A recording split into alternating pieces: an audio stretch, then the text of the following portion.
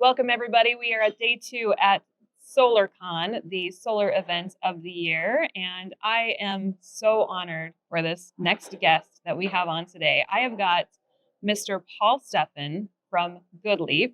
If you do not know Paul, I'm sorry. You absolutely need to get to know him. And my hope from having some time with him today is to just get a little bit of Paul's greatness, goodness in front of all of you, because he really is one of the most caring, kind, and just nurturing souls who's been so kind to me through my business journey. I hope I'm not overwhelming you right No, out of the more. gate Keep here. going. This is great. Here's where I want to start. We're here at a solar conference, lots of stuff happening in the industry. I know that if there's a really, really big challenge that I have happening in my business and I really don't know where to go, you're going to be the first person I call. Oh, thank you. So we're gonna start right there with the solar industry before I jump into a little more Paul. What would you say to everyone in the space right now that's dealt with a lot of adversity, not a little bit, a lot of adversity, Yeah. and needs maybe that reminder of a little bit of a higher elevated view and pushing forward, right? Yeah, I don't know how high and elevated it'll be, but I'll take a shot. Remember these words. You've probably heard them before. This too shall pass. Yeah. It's number one thing that you have to remember when facing adversity is this is not a forever time. It will pass. And then take a moment to look back at the past adversities that you have overcome, just as a reminder that this is not fatal, whatever you're experiencing. You've overcome probably 10 other things were just as bad. So I think elevating from the feelings and moving more into the cerebral component of what's happening. Yeah. That's always the advice that I give, and I try to practice it myself. That's amazing. What would you say are maybe a couple of your hopes to see this little solar industry space start to adapt and change in its own ways? Like, what are your hopes for the industry? Yeah, I mean, look, we're very lucky to be in an industry that it just in its nature comes with so much passion. Yeah. Right. Helping homeowners save money. I mean, at the end of the day, we get to provide a service to a consumer group that doesn't cost them anything out of pocket. Like, who gets to say that? Right. So to your question, I would say what needs to change. What needs to change is, I think over time, with explosive growth, our industry has forgotten who our most important asset is, or what our most important asset is, and that's the homeowner. Yeah. It's the consumer. You see a lot of people that are focused on revenue, growth, commissions. A lot of, in this industry, there's a lot of customer acquisition, varying customer acquisition channels that are focused on attracting new people into the industry. So there's a lot of sizzle, there's a lot of flash, there's a lot of look at me.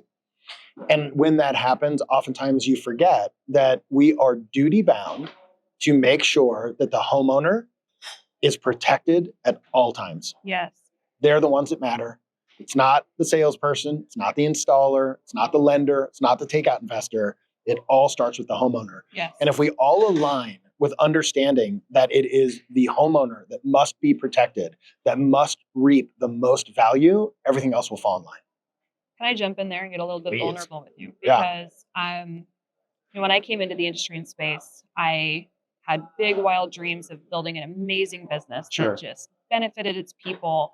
And it was so important to me to build this culture that really felt empowering and touched everyone, including the homeowners, right? And as we grew and as sort of this insane amount of growth, it felt like we had to grab it or it was maybe never going to be there. Young business owners, really with great intentions, but also trying to learn a whole lot faster than sometimes humanly capable, right? The business was outgrowing us in so many different ways. And as CEO, that experience, having a failure on my hands, that it's hard to look at your people in the eyes and say, I asked you to trust me and follow me. And, it's not ending the way that we wanted. Yeah. There's so many just really, really painful points. But the point I want to drive home here is the absolute travesty of homeowners that really, really bought into the brand and into the warranty and all of these great things that were never, created with the intention of not having them be, a quality and a deliverable. And unfortunately, we were just unable to keep that together.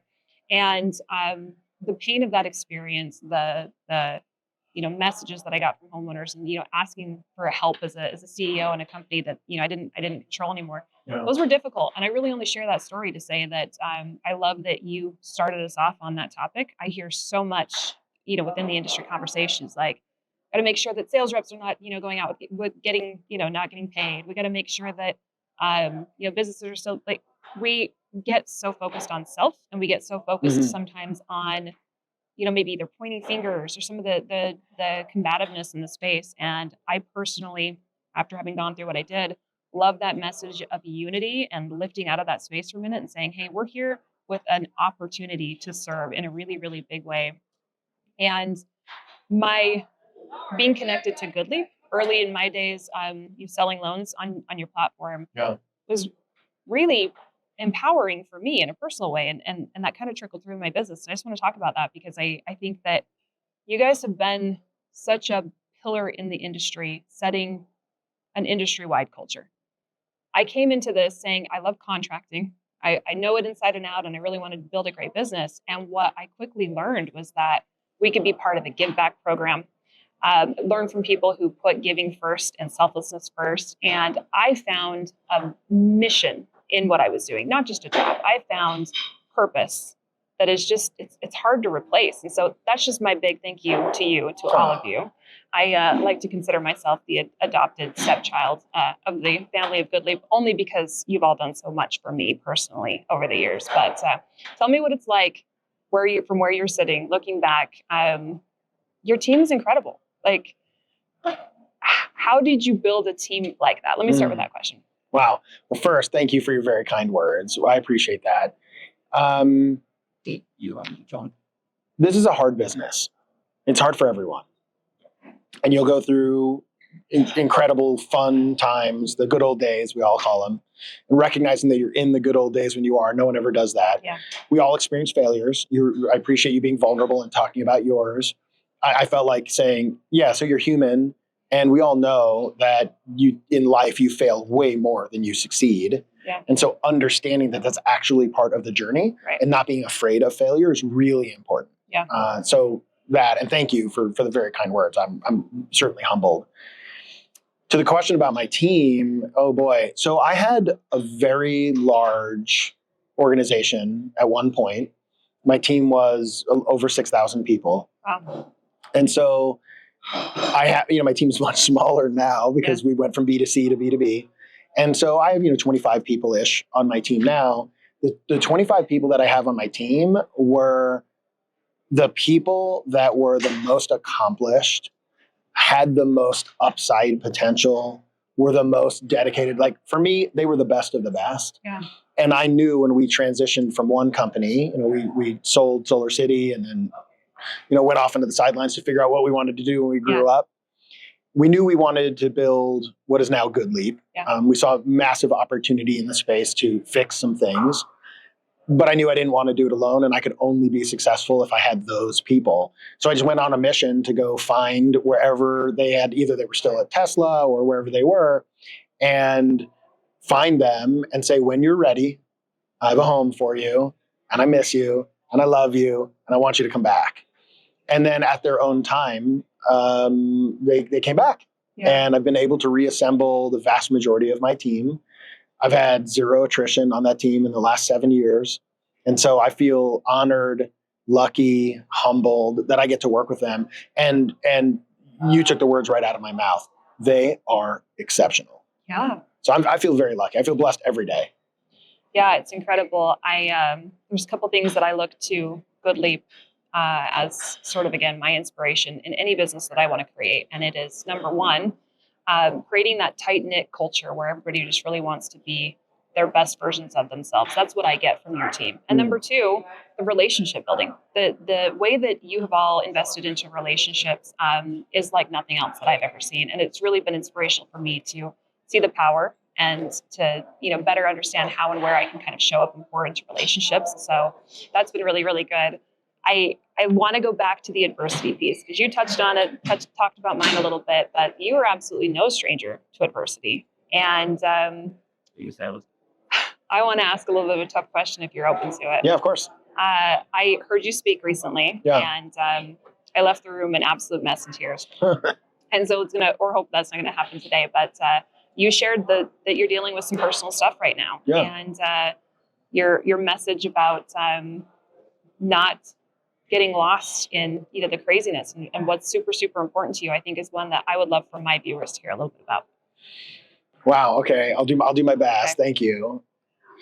I think you're always dealing with some level of adversity.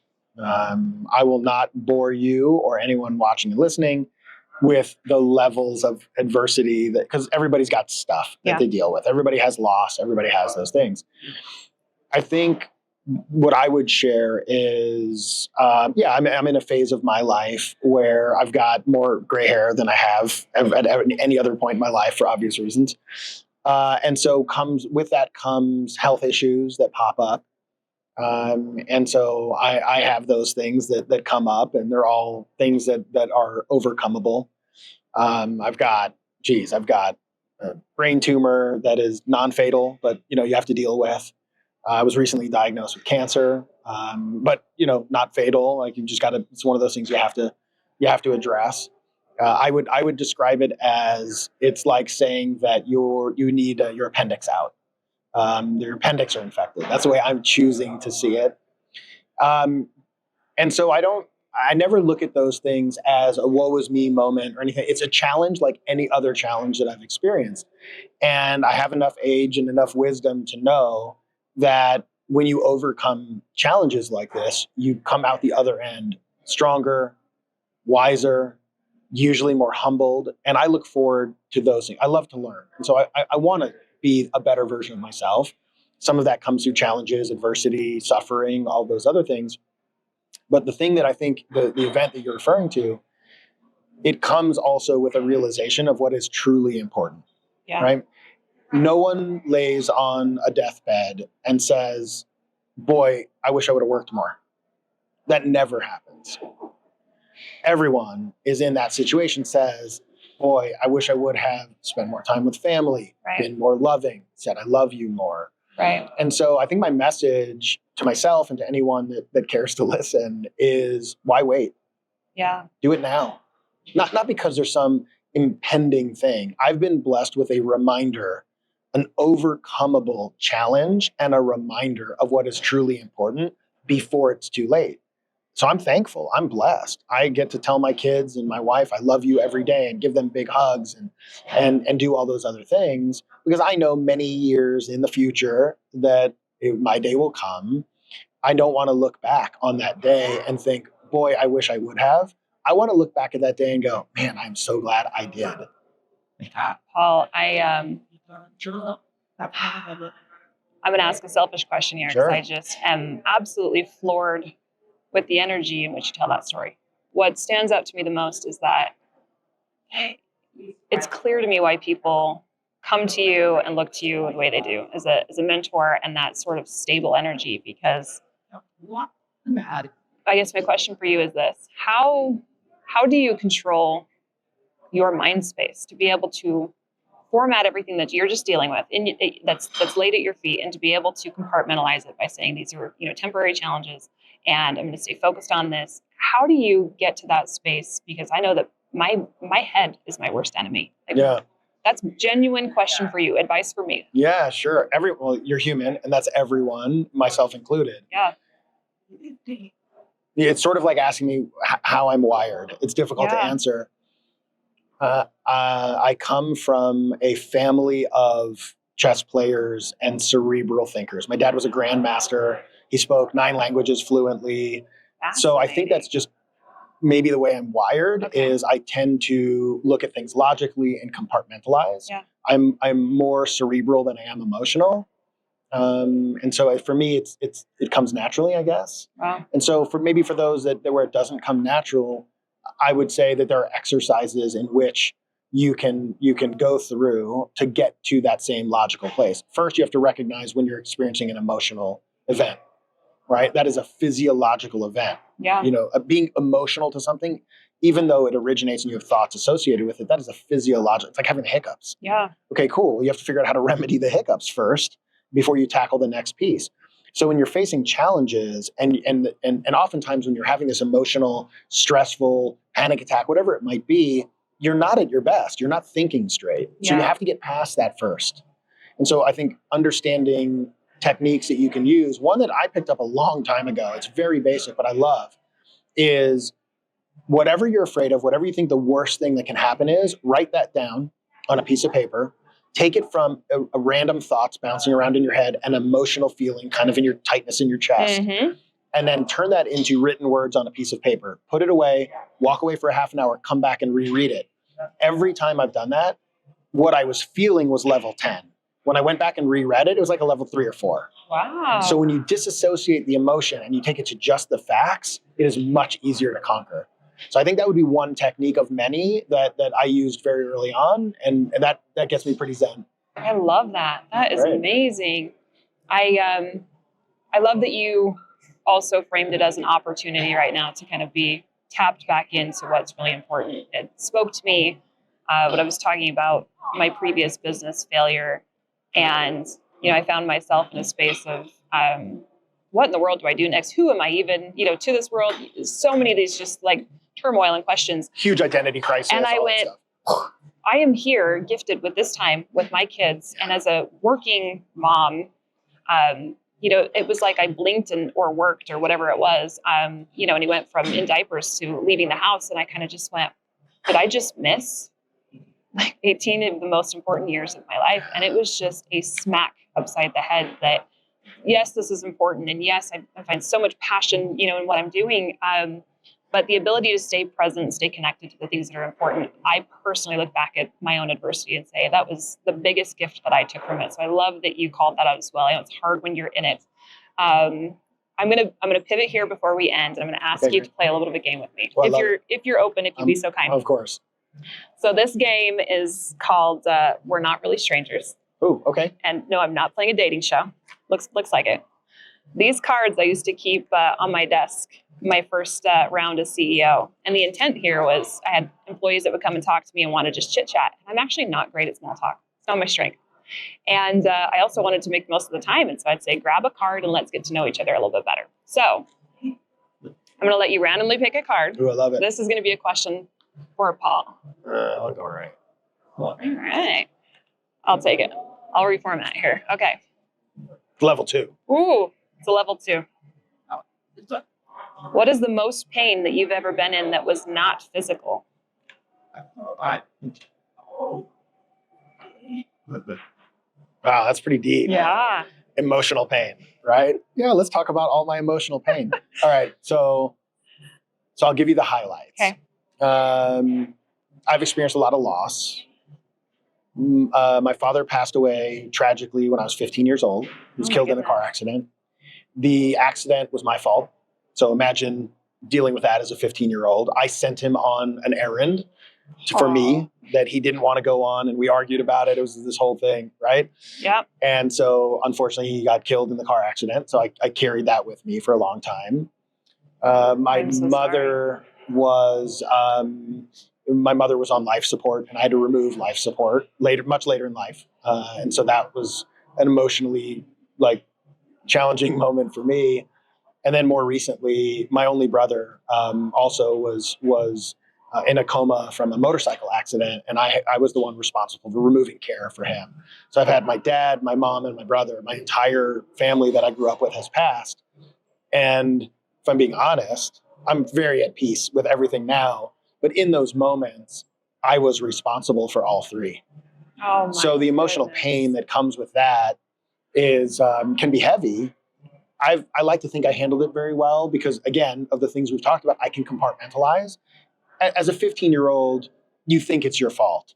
As a 19-year-old, you know it's not your fault.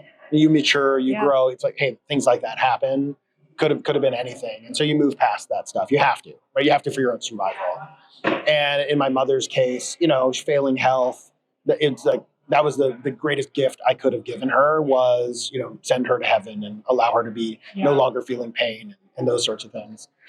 In my brother's case, same things. I knew he did not want to live he would have come out of a coma as a paraplegic, and I knew him, and he would never want to live that way. And so yeah, those are really hard in the moment.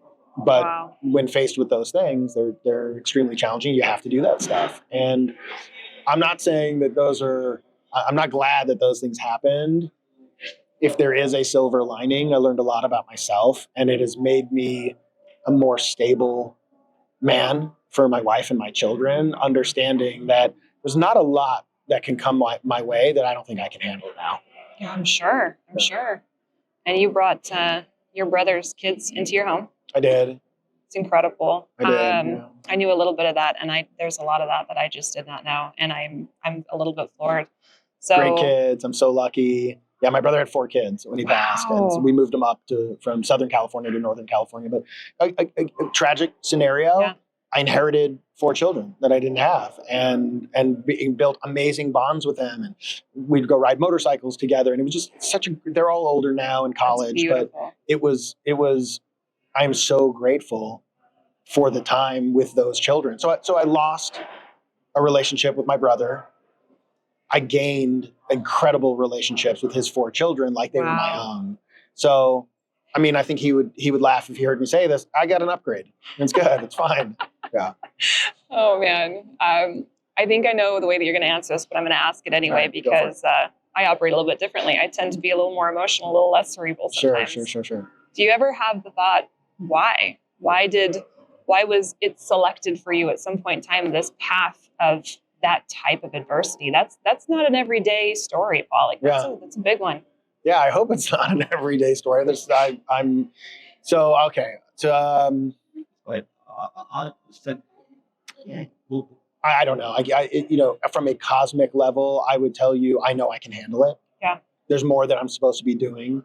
I am definitely a firm believer that everything happens for a reason, and regardless of your beliefs, God, the universe, the cosmos, Buddha, whatever it is, I don't care.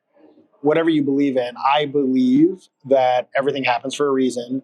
Those events were important in my personal development so I can aid others. I think the number one reason that I'm on this planet is to help other people. That's the only reason I'm here. I firmly believe that. And so apparently I needed to go through those things to be able to help others more or to help more people. And because of that, I'll take it. That's honestly exactly how I see it too. Great. We found the middle ground between the emotional and cerebral. I can definitely tell you that you are living up to that potential, and you've poured into me and you've poured into others. And just on behalf of the industry and from one friend to another, thank you for being you. And thanks for sharing your story so openly today. Yeah, absolutely. Happy to do it. Thank you. Appreciate it.